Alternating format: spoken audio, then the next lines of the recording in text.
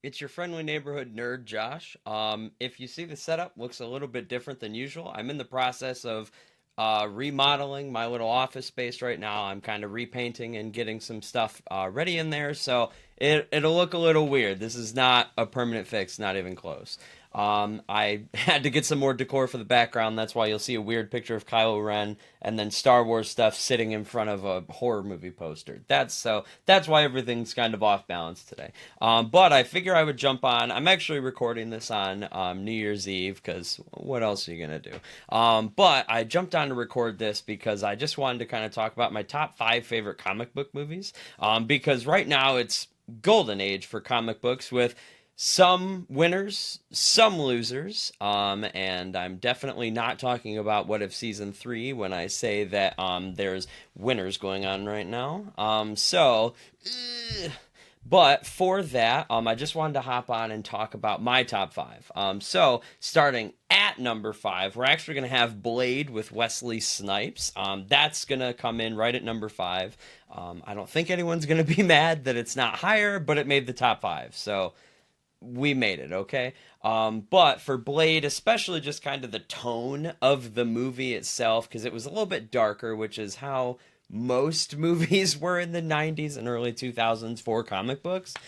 So Blade is really no exception to that trend at all. Wesley Snipes is phenomenal in this, and the whole opening with the dance club and it's raining blood, and at first everyone's like, oh, it's water, and then the guy looks around and you slowly realize like, oh, everyone's like dying right now, they're all like, these are vampires, and the guy starts freaking out. Then Blade shows up, starts cutting people, throwing, I always just laughed and called them like bladerangs because he just throws it around, it comes back and he catches it. I'm like, all right. But it's Wesley Snipes in general is the most positive part of this movie. He's just phenomenal.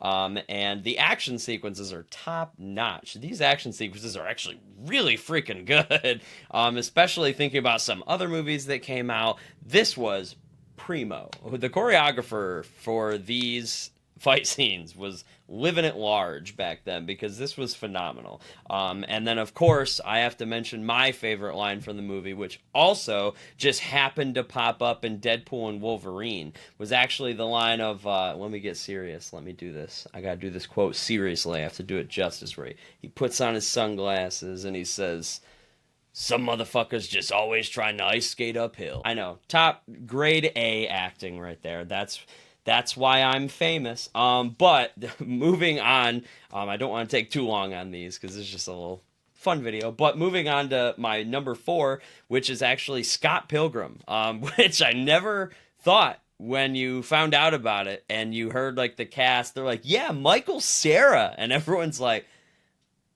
I don't like that guy. But the movie came out and he's actually, credit where credit is due. He's really good in this movie. Everyone does a phenomenal job. My personal favorite, just because he, in my opinion, he carries so much of the humor in the scenes that he's in. Kieran Culkin is hilarious in this movie. He is so freaking good. It's not even funny. Like my favorite scene in the whole, like, Scott's in the background. He shuts the door and he's like, "Oh, he's actually not here right now. I just saw him. Oh, you know what?" And you see him crash out the window. He just left, and it's he carries all the comedy in every scene that he's in, and it's just so freaking funny. But the stacked cast, because we have Brandon Ruth who played Superman, playing like a vegan fighter in this movie. You have Chris Evans playing the skateboarding Chad. You have freaking Jason Schwartzman. Oh my God, he is so good. This is like the second time that I'm like, wow, there's two movies where he's like a phenomenal villain, because now he's also Spot in the Across the Spider-Verse, and whenever it comes out before I turn 54 years old, whenever we get Beyond the Spider-Verse, he'll be in that as well, unless they have to recast him because he decides to get cast in a movie within the next 7 years when that movie is completed. But the colorful graphics, especially like when they're fighting, and it looks like Las Vegas on the screen. Everything's just popping out, going crazy. He'll like do one move, and all of a sudden, it's like all the comic book panels come up on the page, and like it's just so colorful and bright. it makes this movie so much more fun than like every other movie that came out, because it was just, oh, it's beautifully directed too, and the writing is hilarious. Everything just works for me in this movie. It's can't be number one because there's just too many good comic book movies, but this is definitely on a separate list. This would be number one if I didn't have my own personal bias that jolted some movies higher than this one. Quality wise, this movie's phenomenal, and this always lands an A with me. Like if I had to grade it, this movie would get an A because it's just phenomenal. Moving on, this one might be a little controversial for some people, but Teenage Mutant Ninja Turtles 2: Secret of the Ooze. It's I don't know why. I watched the first one, and the first one's a little bit darker, and I was like, oh, like as a kid, I'm like, okay, cool.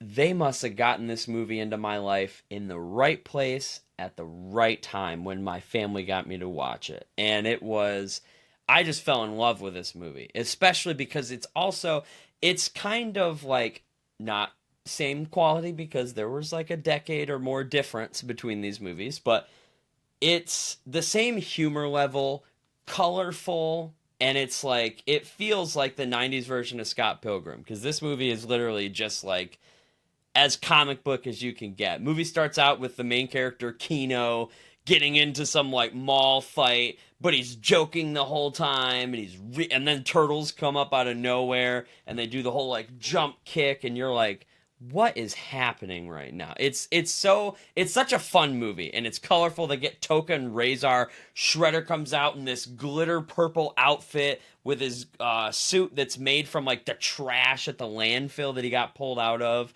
Toka and Razor being babies is hilarious. That's my favorite part of the movie, as well as a gigantic dance sequence with Vanilla frickin' Ice at the end of the movie, which I was like, what is happening right now? That's just whatever they did to get all this stuff in this one movie, I love them because this movie is phenomenal. This is one of my favorite movies to watch because it's so fun. You can't not have a good time while watching this movie. And like, it kind of feels like some of the kids, and I'm going to go off script a little bit, when you watch like Cobra Kai and they're teaching these kids karate and they get so bored with like the wax on, wax off, like, hey, learn how to do the chores, that'll teach you how to do the actual moves.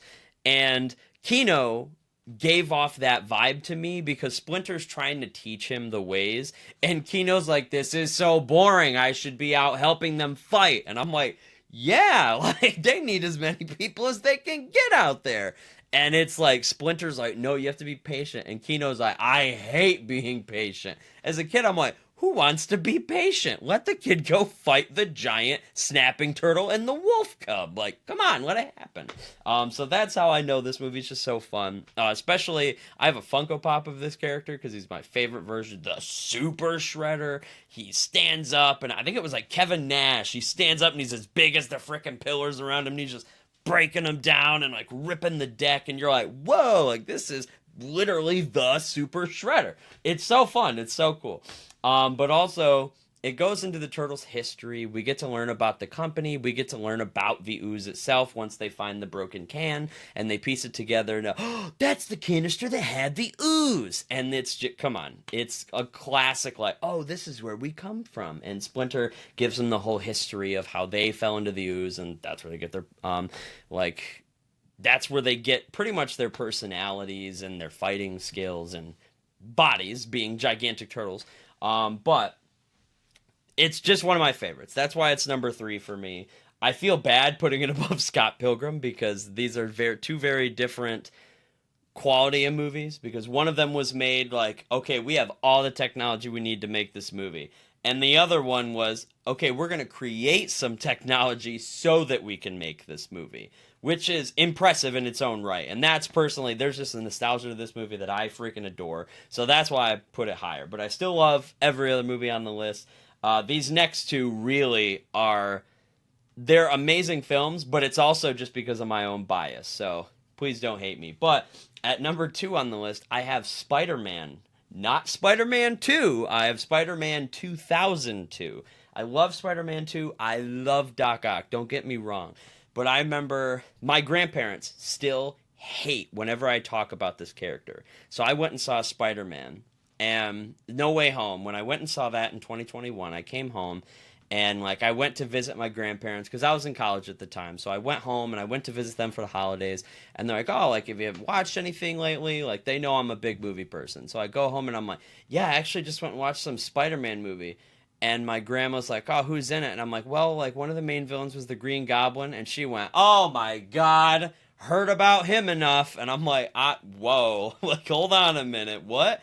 And apparently, I have it in the other room as well. I have my Spider-Man costume. I think it's from Spider-Man 2, but I got it because of the first one. Because I loved Green Goblin, I loved Spider-Man. I thought it was so cool. I thought the suit was. I still do. It's literally been 22 years since that movie came out, and I still adore that Green Goblin suit. I listen, the one in No Way Home is all right. It's fine. It's, they got the shroud. They went to like the normal Green Goblin look just without like the face and like all being all elfish. I get it. I understand. Thank you, John Watts. Like I understand it. But I just love that Raimi suit. It's so good. The armor made sense for the time. Like the way that Sam Raimi made the Spider-Man movie is just phenomenal. But the tragedy of this film, where it's Spider-Man gets a almost like a prequel to Spider-Man 3, obviously because it's the first in the trilogy, but they build up like, hey, he's not a jerk, but he definitely has the background to be one. And my favorite is like, especially the "you could have stopped that guy, he had my money," and I missed the part where that's my problem. Spider-Man said that? Like, huh? He was kind of mean right there. He's like, sit down, man. You shorted me. I'm not letting that guy, I'm not stopping him. Who do you think I am? And at mall security, get out of here. I'm not Paul Blart. It was crazy. Like watching this movie, every time I rewatch it, I'm like, man, he was a little like mean at that part. And then he goes and stops a bunch of crime, and you're like, I mean, still though, like every time you think about that one thing he said, you're like, okay, Peter, like damn. And the score, Danny Elfman has oh my gosh, he makes such good superhero scores, and it just comes out of nowhere because all of his other projects, it's like Beetlejuice, Nightmare Before Christmas. You have Corpse Bride. Frickin' he made the Charlie and the Chocolate Factory soundtrack, and it's the score, and it's so good.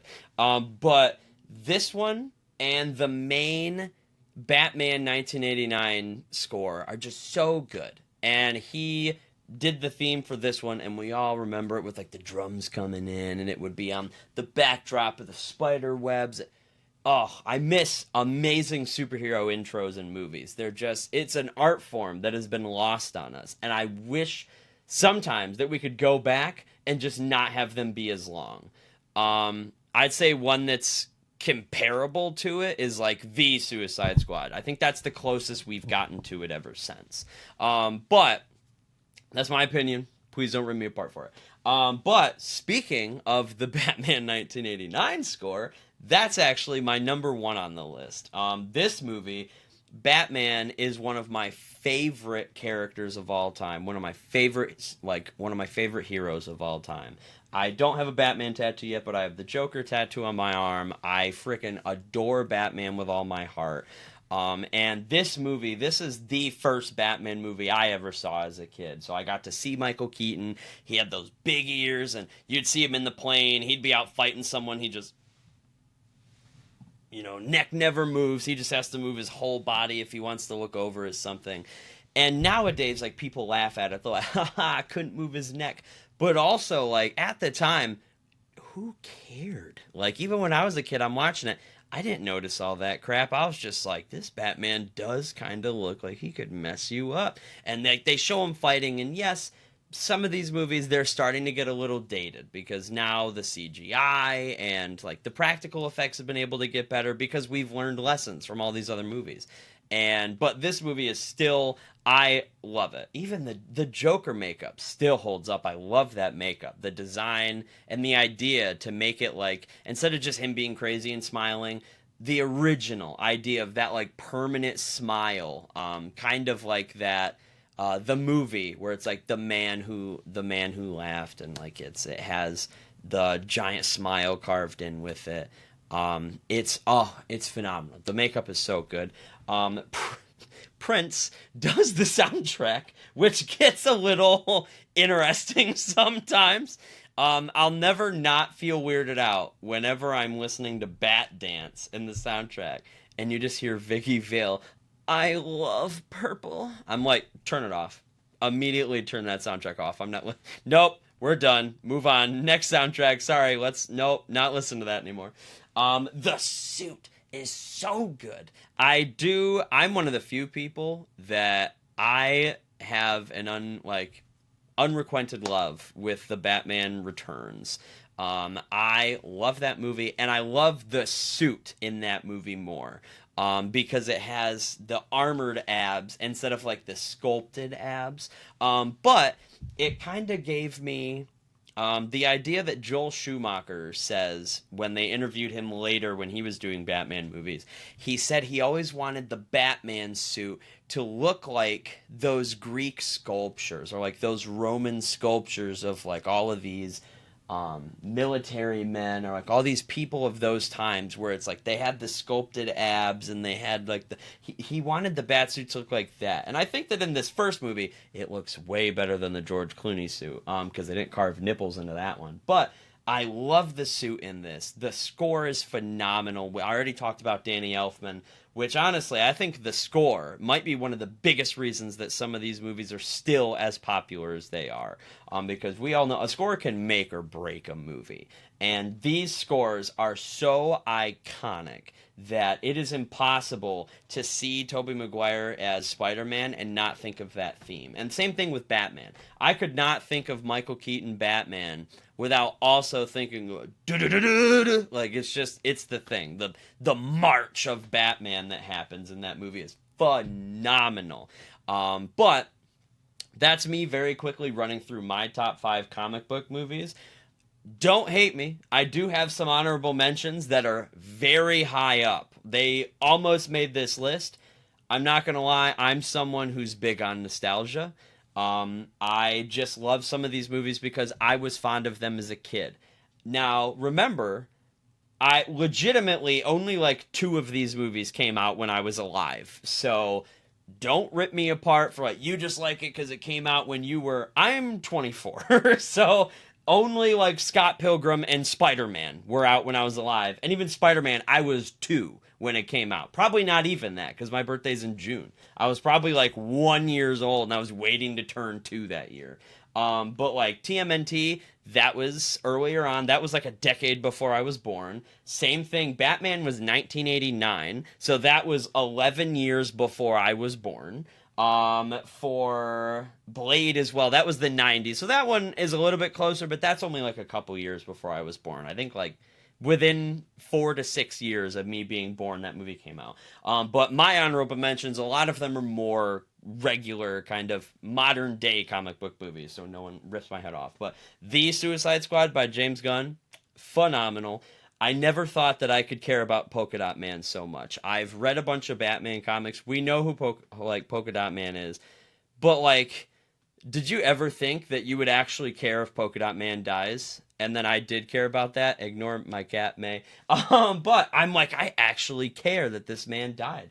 And then I also have Across the Spider-Verse, phenomenal film. Every little reference to all the Spider-Man lore is just phenomenal. Every time you see them pointing at each other, or like all the little spider quips that they say relating to the Spider-Man universe, which funny enough, her name is May, off of Aunt May from Spider-Man, so perfect that she walks into frame as I talk about this.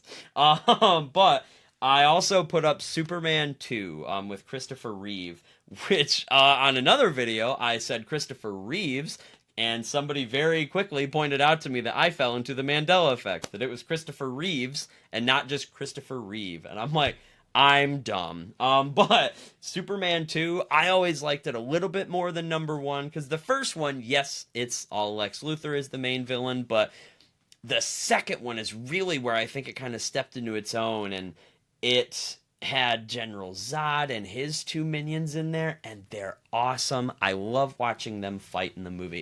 It's fun, even if you can see that it's practical and it doesn't 100% hold up today, but it's still awesome. I still enjoy watching it. It's a blast. It's so much fun to watch. Um, and finally, I have to bring it up because it's one of my favorite movies now. If you go on my letterbox, which please do, I'm a very opinionated movie watcher. The Batman is probably my favorite Batman movie of all time. All the Christopher Nolan fans are you're gearing that punch up to just hit your screen and break the computer. Please don't. I have reasonings. I love a good old detective Batman.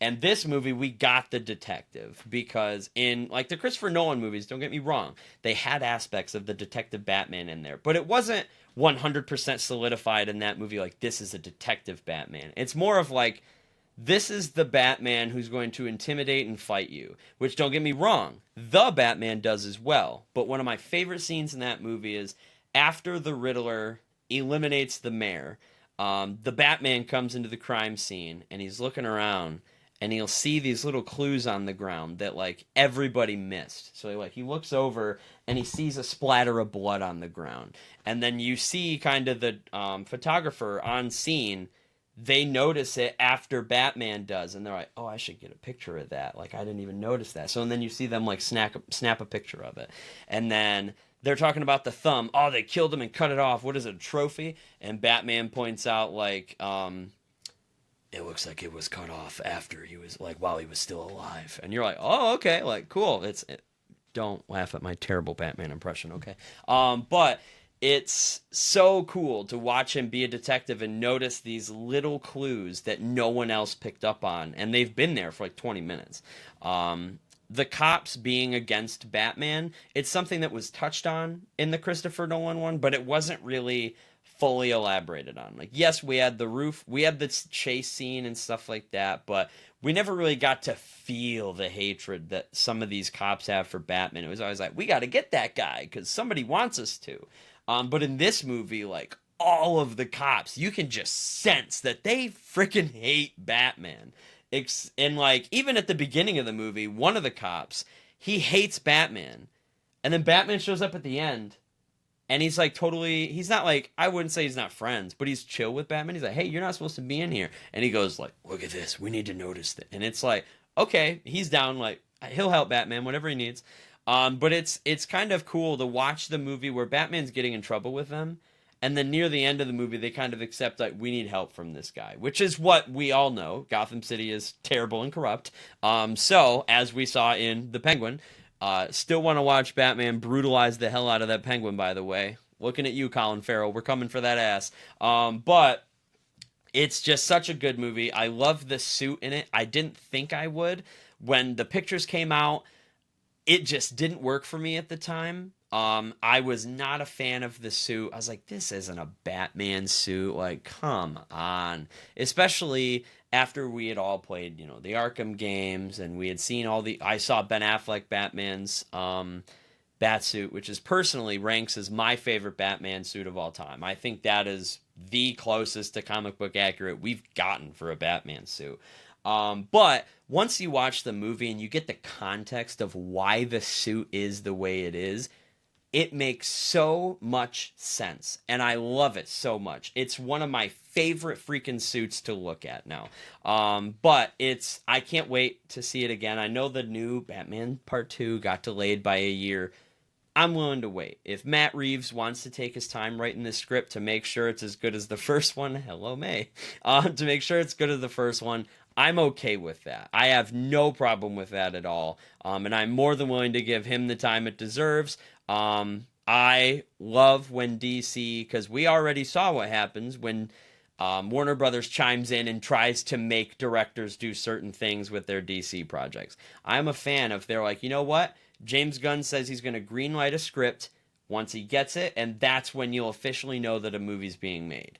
I very much appreciate that. That is the perfect way to go, because think of it like, I'm not trying to diss on Marvel. As you can see, I love Marvel. But over at Marvel, when did they announce Blade? Like 5 years ago?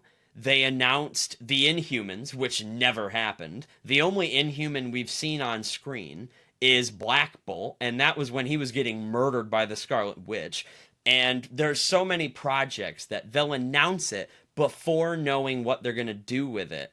And then we just don't get to see it. It just doesn't come to fruition. And that's okay. I'm not mad about that. But it does just logically make more sense that James Gunn wants to wait until there's an actual script in his hands. Read it. Do I like it? Does it make sense? Get it? Got it? Go make it. Like, that makes perfect sense to me. So I'm willing to wait for the Batman Part 2. But let me know your top 5 favorite comic book movies, if you have any. If you only have one, let me know your favorite. If you want to, like, fight me in the parking lot for any of these movies on my list, please feel free to tell me, because I love hearing about people who disagree with me. But I love talking about comic book movies, so please, if you have anything that you want to comment about any of these movies, whether you think they're good, they're bad, you want to punch me for picking it, go right ahead. I'm more than happy to have that discussion and talk about these comic book movies, as long as we keep talking about them, because I just love them so much. But, other than that, I hope you guys enjoyed this video. I hope that you were able to agree with maybe one or two of my choices that I picked for this list. But really, other than that, just enjoy the rest of the day. Enjoy this new year of 2025 that by the time this is being released, we're already in it. So welcome to 2025. We have a lot of cool and amazing comic book projects coming up. We have a Spider-Man show in January, Captain America Brave New World coming out in February. We also have Superman coming out in July, Fantastic Four coming out in July, and we have Peacemaker Season 2 coming out in August. Oh, this is going to be such a good year for comic book nerds. I need it. I want it. I think it's going to be lovely, and I can't wait to break it down with you all. But other than that, this has been your friendly neighborhood nerd, Josh, and hope you enjoy coming into 2025.